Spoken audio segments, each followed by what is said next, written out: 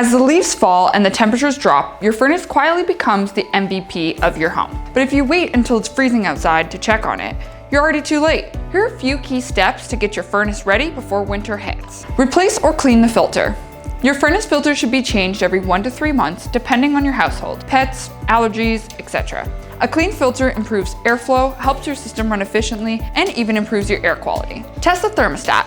Flip it to heat and raise the temperature a few degrees. Make sure the furnace kicks on and starts blowing warm air. If you have a smart thermostat, take a minute to check for software updates and battery life. Clean your vents and registers. Walk around your home and make sure nothing is blocking your vents, like furniture, rugs, or dust buildup. This helps your system heat evenly and reduces strain on your unit. Check the exhaust and intake pipes. Most high-efficiency furnaces have PVC venting pipes that run outside. Take a look and clear away any leaves, snow, or nests. A blocked pipe can cause serious safety concerns like carbon monoxide buildup. Schedule a professional furnace tune-up. Even if your furnace seems fine, a yearly checkup is crucial.